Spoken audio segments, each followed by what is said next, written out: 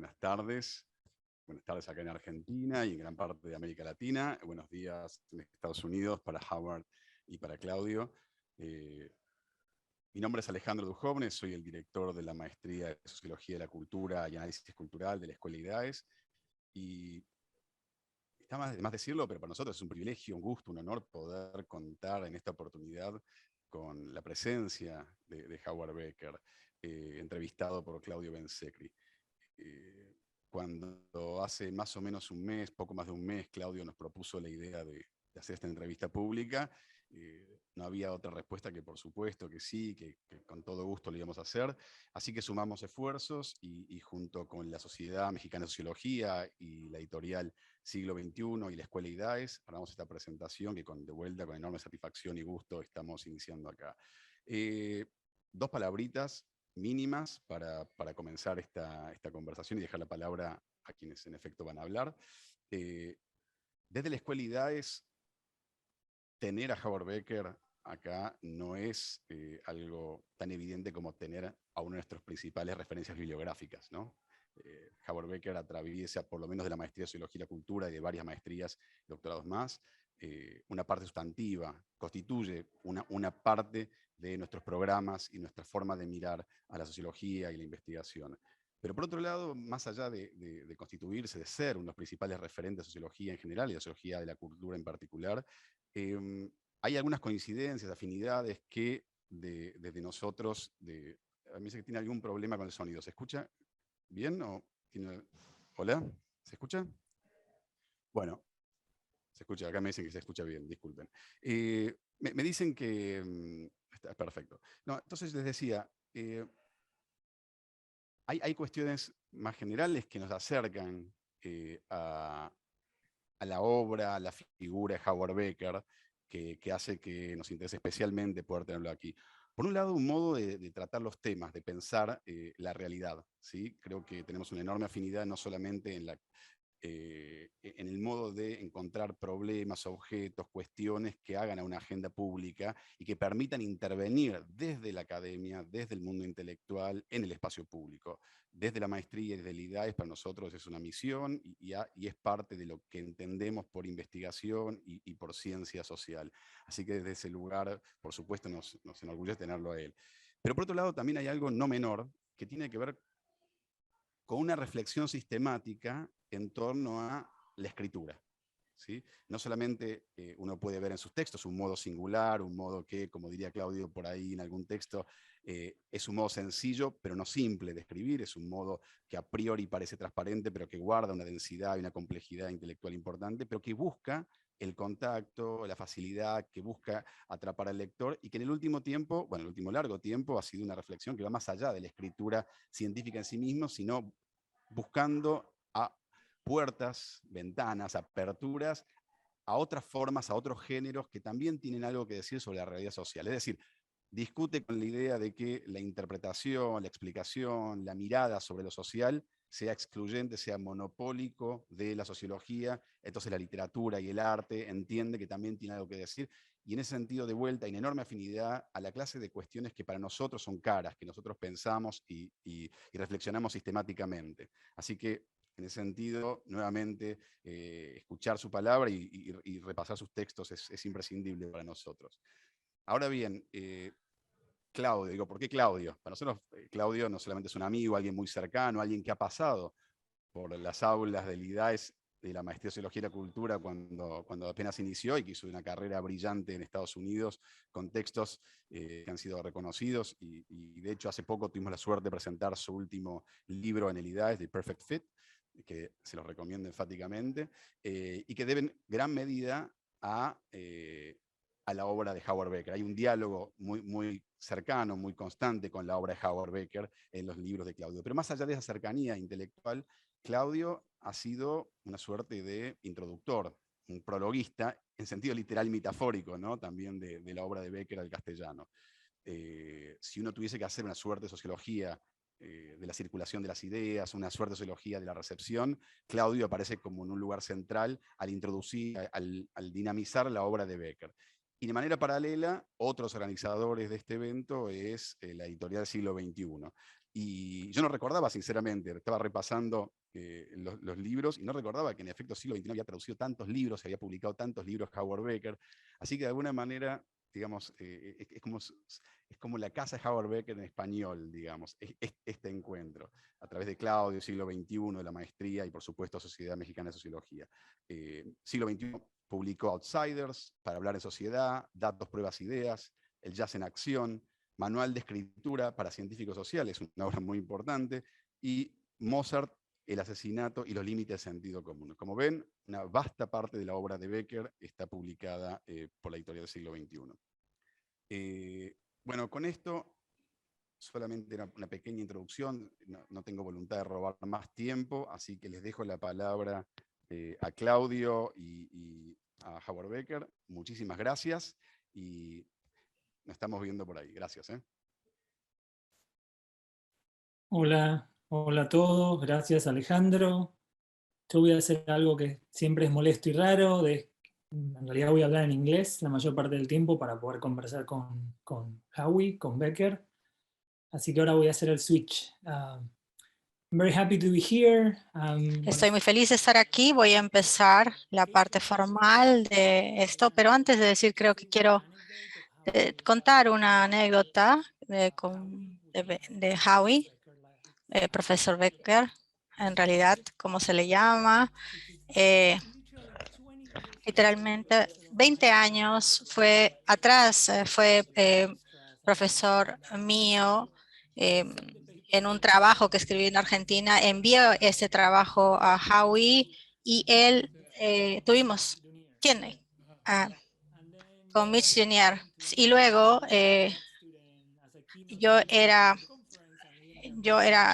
empezamos a hablar de una conferencia y uno de sus amigos, a través de una reunión, comenzamos a intercambiar y para hablar del tema de cultura jerárquica. La primera vez que le envié un email le dije, querido profesor Becker, y en la respuesta lo que me dijo, no, dime Howie.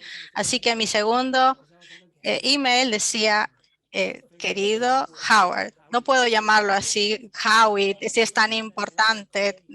Y él me decía que la única persona que le llamaba Howard era su mamá. Así que bueno, les cuento esto no es para mostrarles algo particular en cuanto a la relación, pero sino que la disposición y el estilo, si desean, que tiene de relacionarse con otros, con las ideas, digamos, con la manera más horizontal, plebeya, en la forma en que colabora y cómo conversa con otras personas. Así que quisiera empezar la entrevista de una manera simple. Howie, dijiste que la única pregunta era para una entrevista, ¿cómo llegas a esta? Y luego, ¿qué sucede? Por favor, sí, después seguidas de una serie de preguntas para aclarar. Ya que sé un poco de tu trabajo, ¿cómo es que llegas al jazz y luego a la sociología para empezar? Bueno, empecé con el jazz cuando tenía 12 años. Y escuchaba discos de versiones especializadas de jazz, boogie woogie y en piano, que tenían una mano izquierda la parte de abajo del piano, ¿no? Que daba el ritmo y la armonía. Y la mano derecha se tocaba improvisaciones. Así que me compré un libro, me fui al centro de la ciudad de Chicago a un libro de música para aprender a tocar jazz en piano. Y así es como llegué a esto. Y bueno, tenía como 12 años en ese entonces. Habían otros niños de mi edad que eran mejores músicos que yo. Así que nos reuníamos a tocar juntos. Y finalmente llegué con personas más grandes que tenían más experiencia y así participé con otros músicos mayores profesionales y llegué a una orquesta compuesta por 12 o 14 personas en big bands, tocando jazz con los instrumentos trombones, trompetas y también percusión. Así que estuve trabajando con ellos por un tiempo y luego decidieron que era tiempo que nos uniéramos al sindicato, porque existía esto del sindicato. Habían lugares más importantes que no se podían tocar si no pertenecías al sindicato. Así que nos fuimos a la oficina del sindicato en el centro y tocamos para ellos como una orquesta.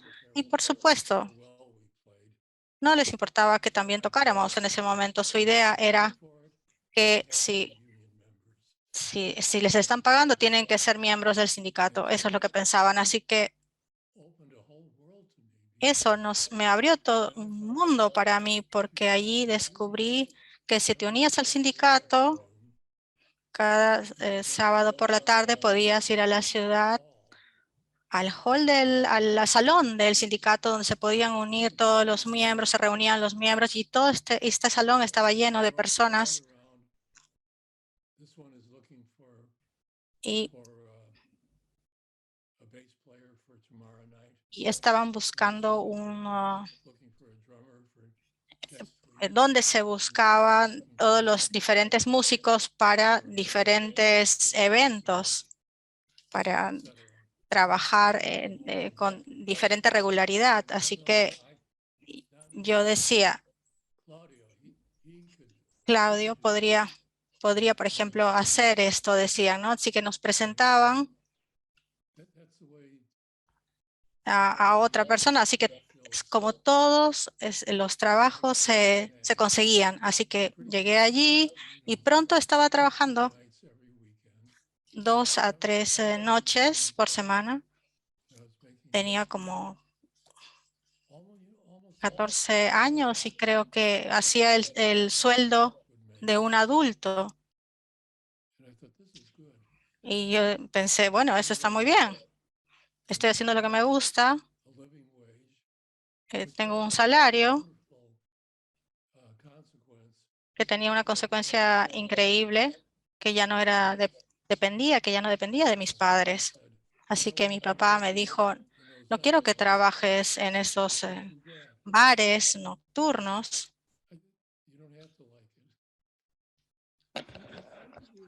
Y Howie, entonces, ¿cómo todo lo que describes ahora suena en todo? Esto no creo que haya hecho que fuera sociología, ¿verdad? ¿Cómo llegaste a la sociología? Bueno, iba a la secundaria. Bueno, es una historia muy vieja para contar, pero uno de los profesores en la escuela secundaria me dijo que iba a haber un examen, un concurso para una beca para ir a estudiar a la Universidad de Chicago, que era muy famosa y tenía una facultad importante de sociología. Así que me dijo que tomara ese examen. Se me hubiera imaginado, nunca lo hubiera imaginado. Así que él me dijo que vaya a rendir el examen. Así que dije, sí, está bien. Así que rendí en los exámenes y después me olvidé que lo había hecho. 3 semanas después, mis papás recibieron una carta diciendo que su hijo había recibido la beca para poder ir a estudiar a la Universidad de Chicago. y coincidió justo con el deseo de mi hijo, de mi papá, para que me mudara, para mudarse a al vecindario de esa universidad. Así que nos mudamos allí y empecé a asistir a la universidad. Y aquí es donde todo el negocio crucial de la música sucedía, porque había un par de lugares donde los estudiantes se reunían como recreación, y uno de ellos, un señor, una persona mayor que tenía un problema médico. Esto era durante la Segunda Guerra Mundial. Así que muchos jóvenes debían de ingresar al ejército, y George Davis, este señor, tenía un problema físico, así que el ejército no lo quería. Así que me presentó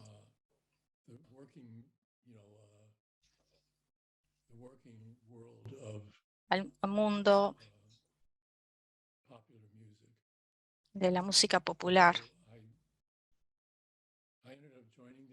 Así que me uní al sindicato y podía a trabajar al salón del sindicato, donde todos se reunían de manera informal, y las personas que buscaban un lugar de trabajo, habían alguien que quiera tocar la trompeta, si puedes trabajar el sábado por la noche, y si podías venir a trabajar con mi banda el sábado por la noche, y entonces respondías si sí o no, si tenías otro trabajo.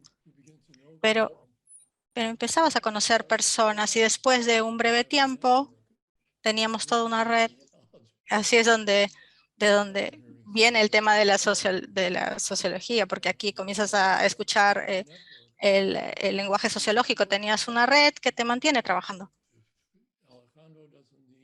Alejandro, por ejemplo, necesita un trabajo esa noche. Bueno, y me decían, bueno, pues te puedo presentar a una persona que te dé el trabajo. Y así, en corto tiempo, tenía un trabajo de 2 o 3 noches por semana, y obteniendo salario. Y era mucho más dinero del que podía ganar. Era excelente.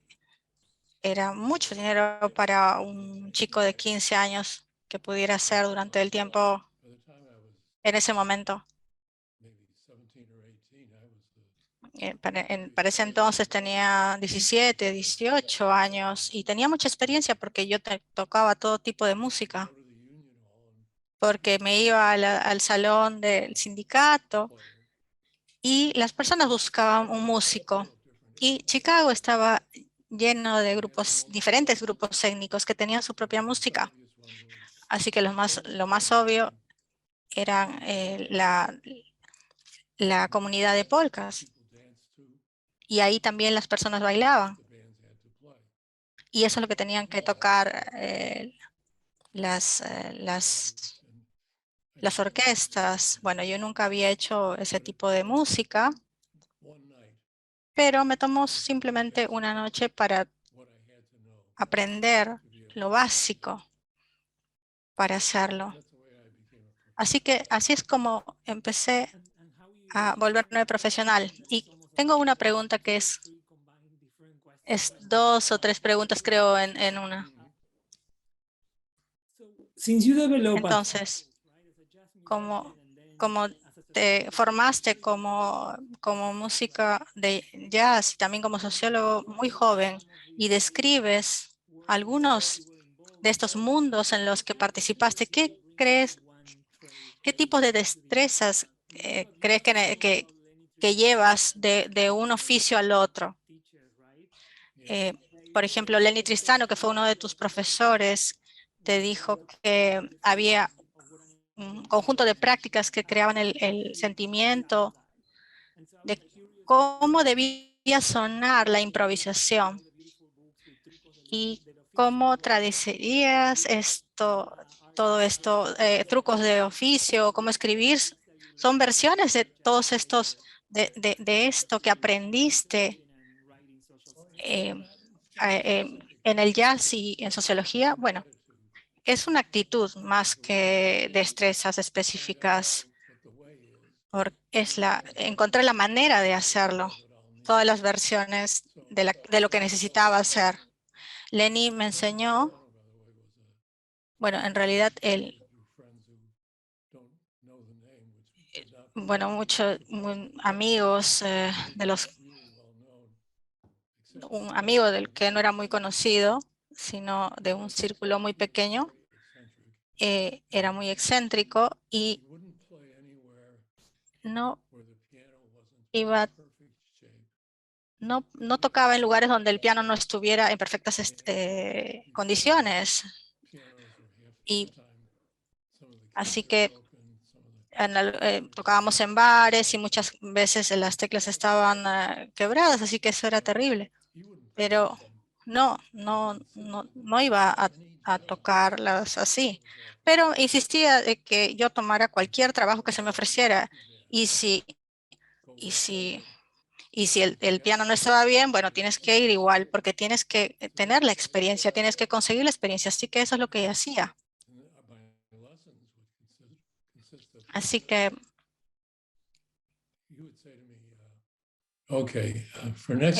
él me diría, la próxima semana quiero que prepares 2 cursos del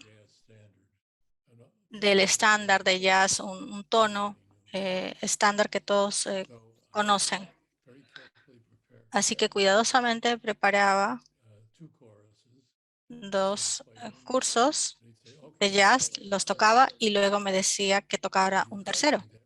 Así que me tenía así varias veces y tenía que crear. Así que así aprendí a improvisar con este loco mirándome por encima del hombro y era ciego, dicho sea de paso. Así que, bueno, y uno de mis alumnos, recuerdo que tenía, Lenny le decía que haz esto, haz otro, ¿ves? ¿Ves? Y mi amigo le decía, sí, sí, veo, yo no soy ciego. Oh. Decía, no, creo que no debía de haber dicho esto. Sí, ya sé que no lo eres, le respondía. Y entonces, ¿cómo fue tu transición de eso a la sociología? Entonces, bueno, es muy simple. Me gradué en el high school. Vivía con mis papás en ese momento. Nunca había vivido solo. Y me di cuenta que podría ganar suficiente dinero para vivir solo y alquilar un departamento y todo eso. Y así que hice eso. Estaba trabajando 6 noches por semana, 7 horas por noche. En realidad era un verdadero trabajo. Bueno, y en realidad era una práctica porque estaba tocando mucho y mejorando mi música y tocaba con muchas personas en diferentes grupos y tocar con cada vez más personas y bandas te hace aprender más. Y allí estaba yo. De pronto era un profesional. No sé cómo sucedió en realidad. ¿Y, y por qué es sociología y no otra cosa? Porque parece que según lo que leí en tus memorias, había, no sé, tu familia de repente dijo que tenías que hacer algo, tenías que ir a la facultad o trabajaste y luego decidiste por sociología o por qué o cómo. Bueno, simple. Leí un libro, yo leía mucho, como podrás imaginar, y un libro llamado Black Metropolis, la Metrópolis Negra, no sé si lo conoces. Sí, Es muy famoso, es un estudio muy famoso sobre el lado de afrodescendientes en Chicago. Es un libro brillante. Tiene mucha de investigación.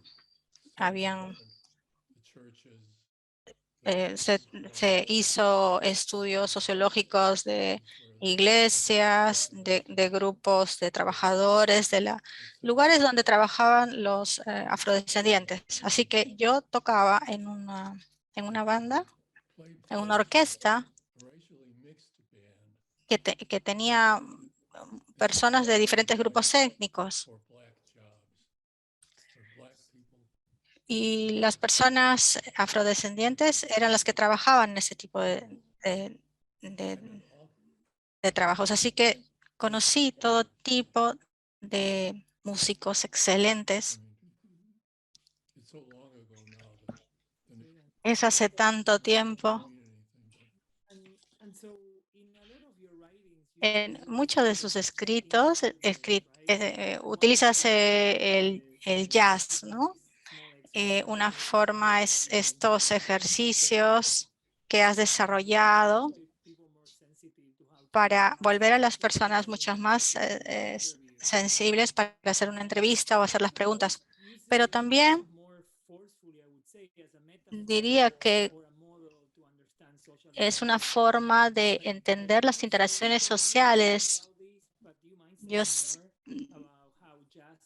dirías cómo van juntos el jazz y las interacciones sociales. Si quieres hacer ciencias sociales sobre las personas, sobre cómo las personas interactúan, debes saber y conocer sobre los lugares donde lo hacen. Y los lugares que eran más accesibles para mí, los que me permitieron mantenerme, era estos donde tocaba el piano. Así que tocaba el piano de manera profesional, pero también había leído este libro de Black Metropolis, que es un increíble libro sobre el lado de los afrodescendientes en Chicago.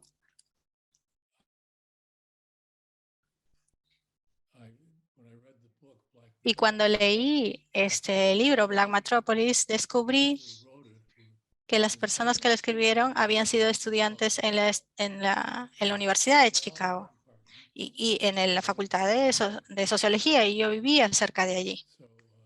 Así que empecé a asistir a la facultad. Y esto fue muy importante porque terminé trabajando con varios profesores de ese tiempo, Hughes, ¿quién más? Varias otras personas, como Robert Redfield, un antropólogo.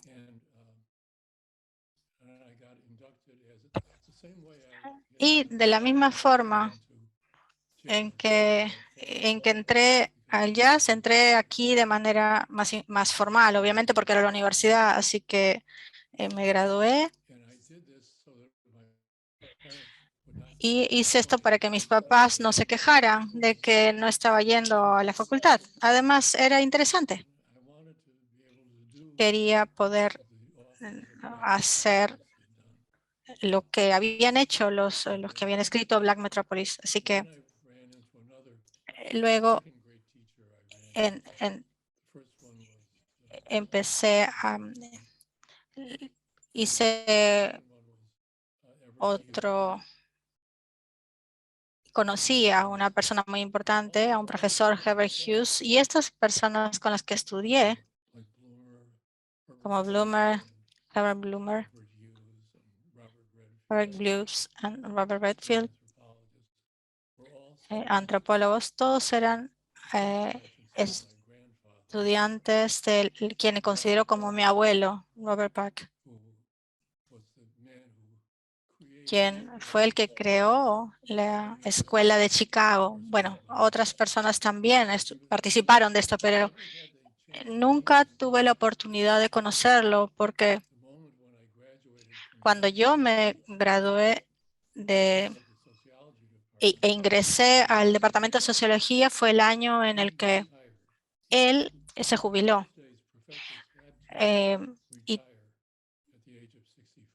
a los 65 años se jubilan los profesores de universidad, no importa quién sea. Así que él se jubiló en ese año y tenía muchos alumnos que querían también ser profesores en otros lugares. Y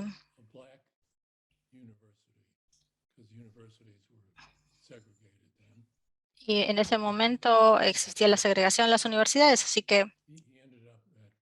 terminó en la Universidad de Fiske y enseñó allí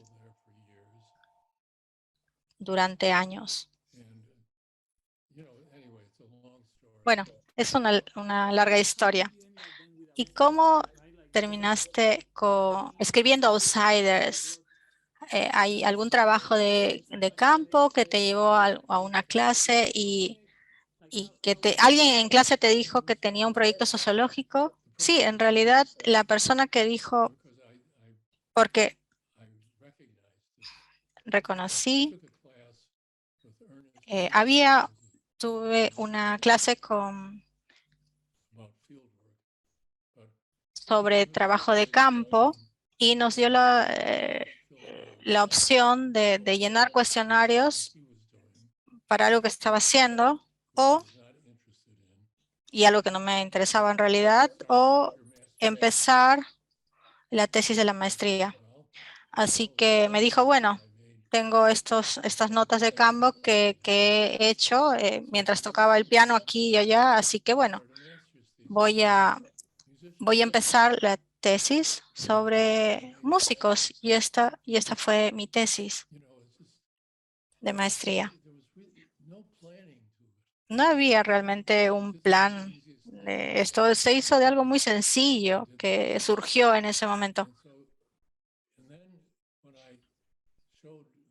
Y luego, cuando le mostré a mi profesor mis notas sobre músicos, me dijo, bueno, esto es oficios y profesiones, que era una subdivisión de sociología que se estudiaba en ese momento. Y el Heber Hughes es la persona que necesitas para esto. Así que me dijo que fuera a ver el profesor Hughes en el 5º piso, en ese edificio. Así que fui allí y me presenté. Y el profesor, me le dije que el profesor Burgess me había sugerido enseñarle mis notas, pero al profesor Hughes no le gustaba que le interrumpieran, así que pensaron de que no tenía mucho valor, así que simplemente me dijo, bien, dámelas, y regresa en una semana. Fue muy cortante en ese momento, no se interesó. Regresé una semana después y me trató totalmente diferente. Me dijo, señor Becker, por favor, pase, siéntese, porque no me quería perder como alumno, porque estaba haciendo ese tipo de notas de campo. Y yo, digamos que me gustaba estar en el mundo de afuera, así es como empecé a investigar sobre esto y escribí la tesis de la maestría y quería escribir sobre lo que había descubierto. Un pequeño paso llevó a otro pequeño paso y pronto tenía esta tesis de maestría sobre músicos. Y para ese momento Hughes me había realmente formado en cómo realizar entrevistas y trabajo de campo.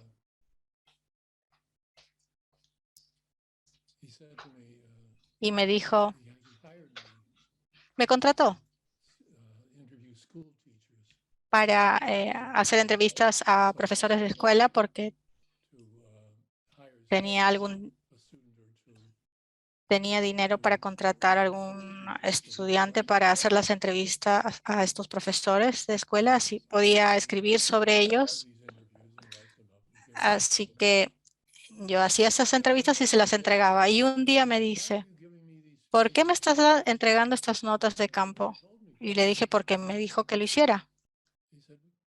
Y me dijo, pero sabes cómo hacerlo, solamente hazlo, no me molestes. Y luego, bueno, es tiempo de que escribas un artículo, me dijo un día. Y él era el editor de la revista estadounidense de sociología que se publicaba en ese departamento. Así que empecé a escribir esos artículos y se empezaron a publicar. Y su esposa, Helen Hughes, que también era alumna de Robert Park, PhD, y que era poseditor de la revista, me dijo que sí, que se iban a publicar mis artículos. Y me gustó la experiencia, así que seguí haciéndolo. Así que sucedió así, una cosa llevó a la otra. Tocaba el piano aún durante 6 días a la semana, pero entonces era joven, así que podía hacerlo. Pasó así. Ahora es interesante porque estamos celebrando 40 años de Artworld. Alguien me dijo eso, ¿sí?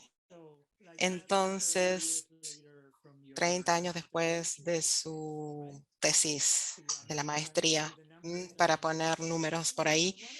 Pero una de las cosas interesantes de Artworld es que se muestra el carácter productivo de la tautología. Cómo se entiende un trabajo de arte. Hay que estudiar algo que dentro del hacer el trabajo de arte. Entonces, ¿qué es lo que nos llevó a ver cómo se contesta una respuesta, cómo se da una respuesta, qué se brinda, qué respuesta se puede brindar cuando se hace un tipo de pregunta de lo que hace un trabajo de arte? Yo quería generar problemas que se puedan investigar. Una vez que tenéis la idea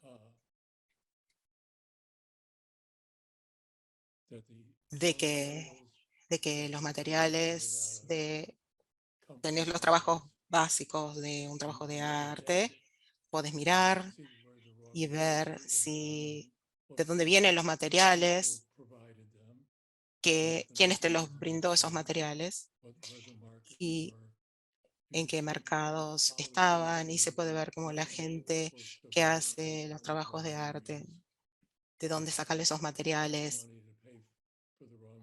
y de dónde saca el dinero para pagar esos materiales para, bueno, costearse una vida. Entonces, es como una máquina eso. Todas esas cosas se unen y la gente se organiza. Y después para mí fue el modelo de lo que estudiaba la sociología, la gente haciendo cosas juntos y buscar maneras de cooperar que funcionen para ellos, ¿sí? Y esa fue mi fórmula. ¿Sí? Punto. Y en el poder de la inercia, uno de mis artículos favoritos, hay dos tradiciones que a veces la gente, bueno, que no saca en la conversación. Una estabas describiendo, que viene que ver con Hughes y lo que la gente que hizo trabajo sobre las ocupaciones, carreras en las ciencias, en las artes, y después sacó usted el trabajo también, sacó a colación el trabajo de Latour. Es una versión francesa del pragmatismo. Y entonces yo estaba curioso de ver dónde Latour, a ver, cuáles eran las cosas que tienen en común, cuáles eran las versiones de los dos, del pragmatismo, la cultura, el arte y el conocimiento, y en dónde difieren, si querés, en un punto. ¿Qué cosas son diferentes? Bueno, por ejemplo, la versión que tiene la Tour y la versión que tenés vos, la versión de Hughes y Lister. Bien.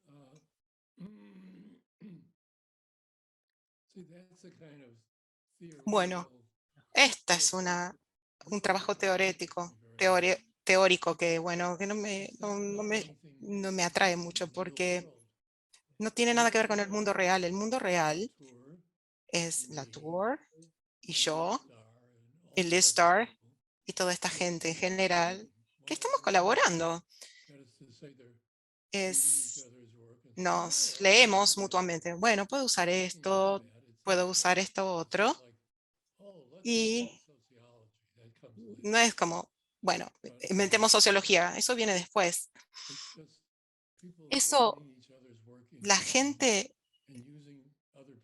utiliza el trabajo del otro porque lo encuentra interesante, es lo que sucede en las ciencias. Entonces yo no sé cómo... Sí, sí, sí, no te preocupes, yo te entendí, te entendí. No requiere mucha explicación, ¿sí? Así sucede todo. Eso es algo que todo viene de la intersección de la actividad de la gente. Entonces, tu trabajo produce algo, algún objeto, alguna idea. Y digo, bueno, mira qué lindo. Claudio tiene esta idea, la puedo utilizar. Y después, frecuentemente,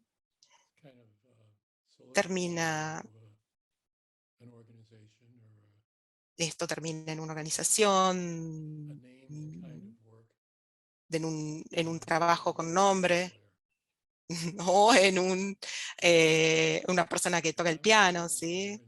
Si yo toco el piano y vos sos un baterista y tu amigo toca el saxofón, bueno, pues nos podemos encontrar a tocar, porque podemos hacer música que la gente va a disfrutar y que ve que producimos, y nos va a dar tiempo eso a mejorar nuestro trabajo, etcétera. Eh,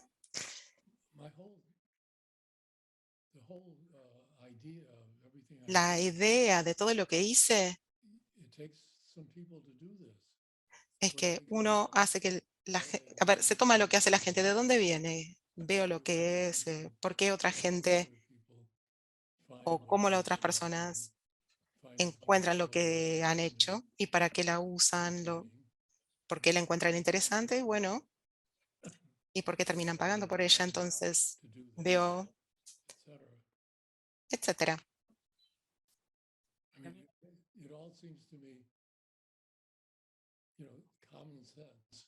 Bueno, para mí tiene sentido.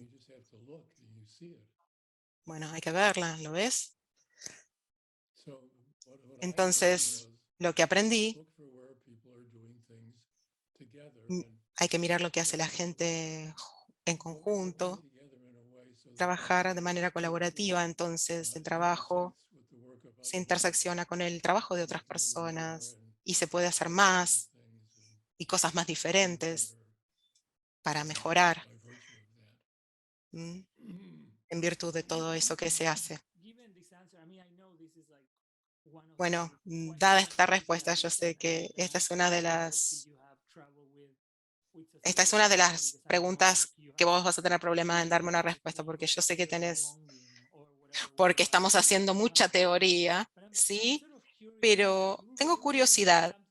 Escribiste algo que para muchos de los etnógrafos es como la unidad básica de cómo pensar. En vez de preguntar, ¿por qué hiciste eso? Siempre le preguntas a la gente, ¿cómo sucedió? ¿Sí? Tenía curiosidad.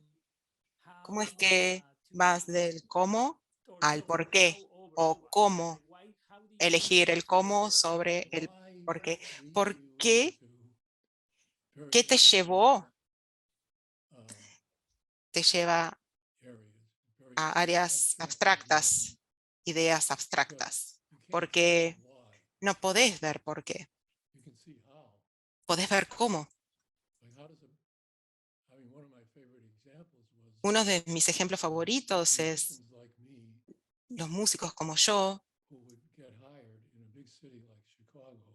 quienes han trabajado en la ciudad de Chicago, los llaman los viernes a la noche y le dicen, ¿estás trabajando mañana a la noche? Y si les decís, sí, fue el final de todo, porque necesitaba un pianista para el viernes. Pero si les decís, ok, a las 8, en este y este lugar, usa un traje azul, una corbata. Y entonces sabías que tenías el trabajo, ya sabías por qué. Entonces para nosotros era como un uniforme, ¿sí? Y era para tocar en la banda. Y eran 4 de nosotros que los llamaban un día jueves para tocar un viernes. Y entonces, bueno, la gente estaba trabajando tocaba para trabajar en una banda. Y lo interesante era que la banda tocaba muy bien, esa banda así ad hoc que se hacía, ¿sí? Y sabían las cosas que necesitaban saber para tocar juntos. Y, por ejemplo, uno no sabía algo, escuchaba la primera parte y decía, bien, bien, es uno de estos, es uno de estos acordes que tengo que tocar. Entonces, bueno, y se daba cuenta que podía tocar con la otra gente. Todas las preguntas para el arte, ¿quién tiene que hacer qué? Entonces, así esto puede funcionar de la manera en la que tiene que funcionar. Y bueno, mi primer mujer era hacía cerámica. Un día había hecho algunos jarrones, lo sacó de la máquina y se suponía que tenía que estar bastante duro y se rompió. Y dijo, ¿qué hice mal? Y le hablaba a una amiga que hacía el mismo tipo de trabajo, que había tenido el mismo tipo de problema y resultó que alguien estaba vendiendo materiales que tenían calidad inferior. Y toda la comunidad la comunidad de ceramistas tenía muchos problemas con esto. Entonces, bueno, esto me hizo ver que parte de los ceramistas tenían que saber dónde debían conseguir los materiales que se suponían que tenían que funcionar como tenían que funcionar. Entonces, bueno, uno tiene que pensar qué es lo que tiene que hacer como profesional para funcionar bien. Entonces, ¿cómo publicas? Hay gente que saca libros, hay gente que saca gacetillas. Su trabajo es, bueno, llenar y escribir para los libros y para las gacetillas, bueno, etcétera. Entonces, todo, y podés seguir más con esto, pero bueno, los libros están en papel. El papel se hace con los árboles, ¿no? La gente hace papel. Y después, ¿qué clase de papel hacen? ¿Puedo imprimir fotografías allí? Bueno, este papel está bueno para texto, pero no está bueno para las fotografías. Entonces es un proceso complejo, pero es lo que esencialmente de lo que estaba hablando yo, la división del trabajo. ¿Mm? Pero sí, la división del trabajo, en la manera que lo usan los teóricos, no tiene nada que ver con el papel. Es un tipo de abstracción que es útil hasta un punto, pero después uno tiene que saber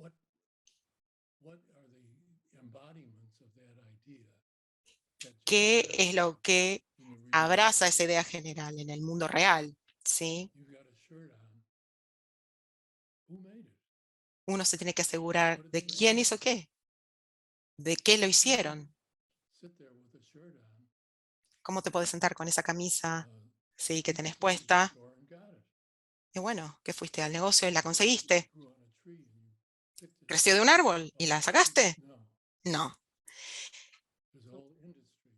Hay una industria de atrás, ¿sí?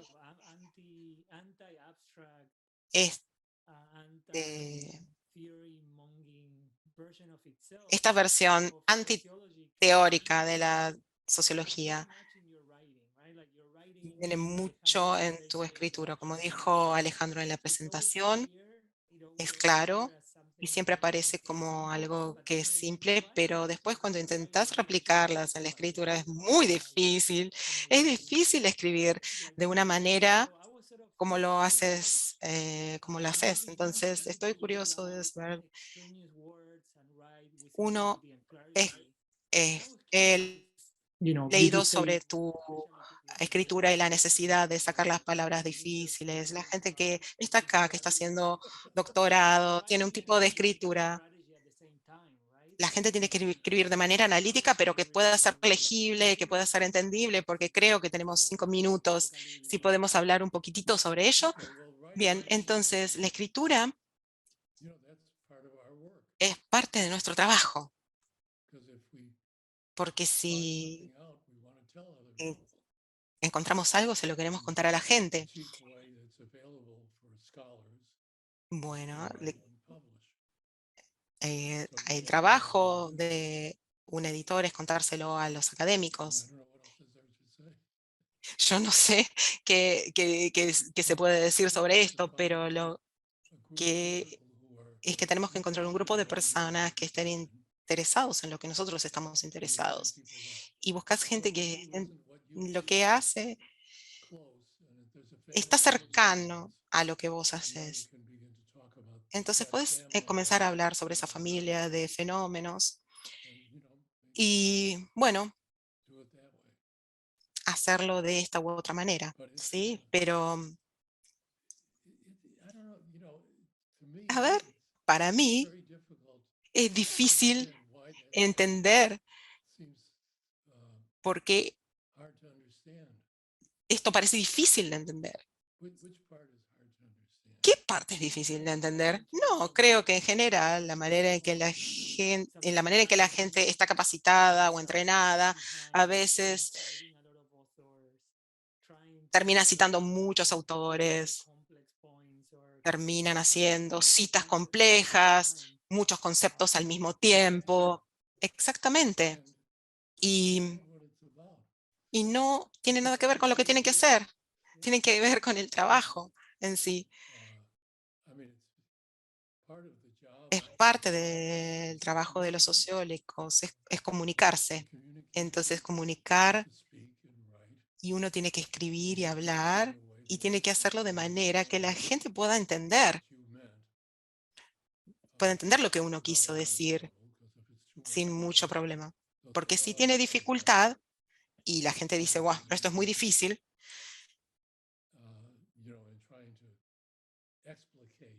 y tenés que explicar las ideas, bueno, no tiene sentido. Muchas de las cosas de las que hablamos son simples, son bastante simples. Lo que es complicado es, bueno, cómo está nuestro trabajo. A ver, en esta sala, ¿cómo me llegaron las sillas acá? ¿Cuál fue la idea de una silla? ¿Quién inventó la silla? Bueno, tendríamos que remontarnos hasta entonces, pero mucho, cuando hablo, si quiero hacer la sociología del siglo XX, de la pintura abstracta de la sociología de la pintura abstracta del siglo XX, ¿quién está haciendo qué? ¿Qué materiales usan? ¿Qué ideas utilizan? ¿Cómo pintan con los materiales? ¿Vendieron su trabajo? ¿A quién se lo vendieron? Hay una maquinaria. Eso es lo que uno estudia, ¿sí? Tengo una última pregunta tontita. Y siempre se burla de mí él cuando le hago esta pregunta. Si alguien fuese a escribir tu autobiografía o tu biografía, ¿cómo saldría Howie acá? No sé, yo creo que alguien que busque la manera de apoyar una clase de actividad que se ejemplifique, que no sea muy lejana.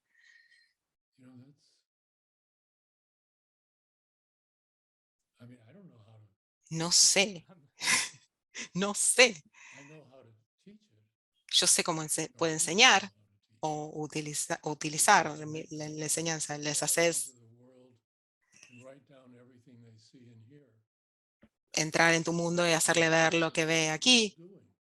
Y se puede preguntar, bueno, ¿qué está haciendo esta gente? ¿Y esto cómo termina?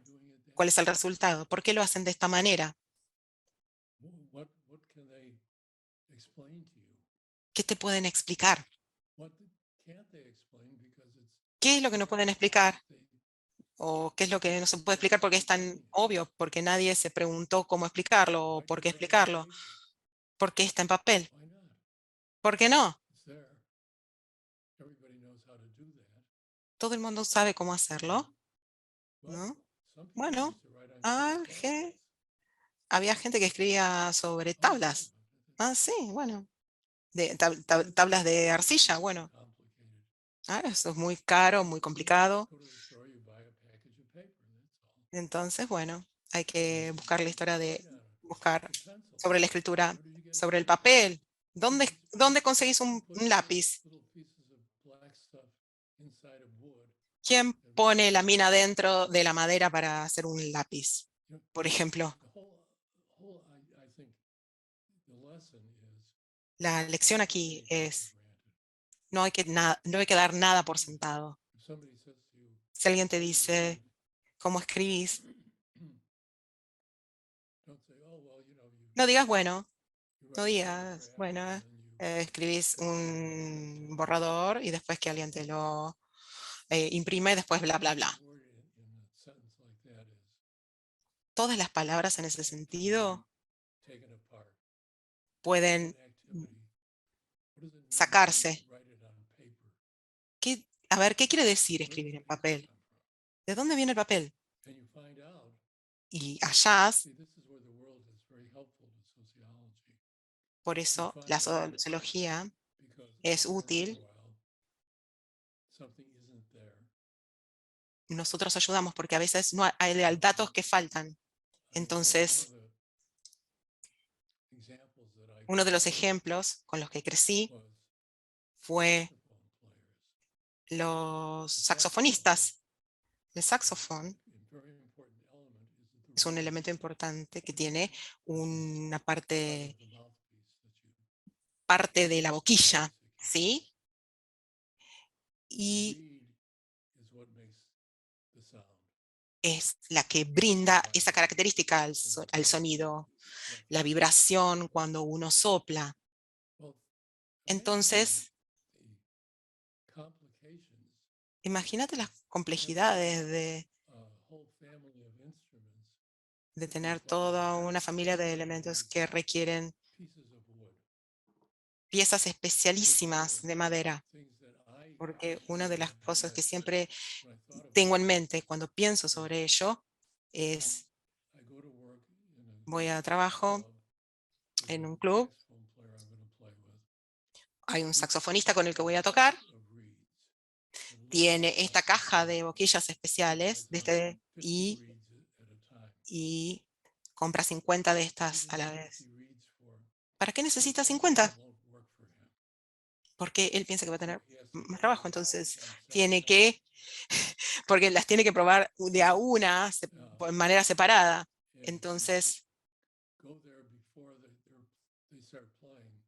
y antes de comenzar,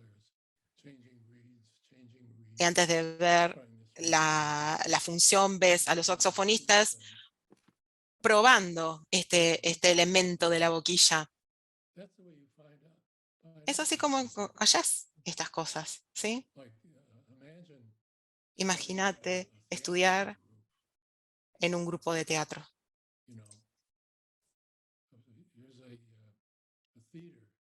Hay un teatro, que hay una compañía residente. ¿Qué hacen? ¿Recitan? No, no recitan.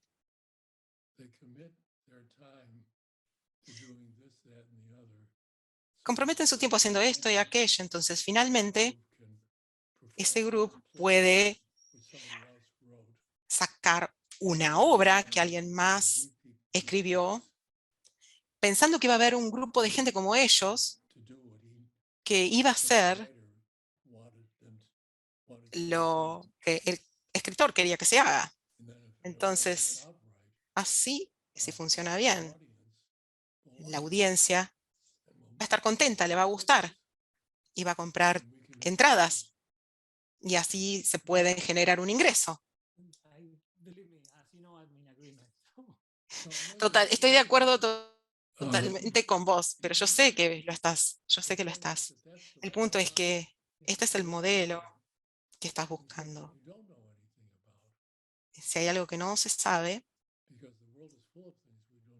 porque el mundo está hecho de cosas, de muchas cosas que no sabemos. Entonces, bueno, a ver, me pregunto si esto es como un saxofón. Yo creo que con ello, con esos dos metáforas, tenemos que terminar porque la transmisión termina y voy a ir a español ahora. ¿Sí? Quiero agradecer a todas y a todos los que nos estuvieron escuchando durante esta hora más o menos. Espero que lo hayan disfrutado. Agradecemos mucho, obviamente, a Howie Baker, pero también a la editorial Siglo XXI, a la Escuela de Altos Estudios IDAES UNSAM y a la Sociedad Mexicana de Sociología por el apoyo para hacer esta actividad. Y con esto creo que nos despedimos. No sé quién corta la transmisión. Muchas gracias. Thank you so much, Howie, for having an hour with us. It was fantastic. Let's do it again sometime. We'll do. Thank you. Okay, bye.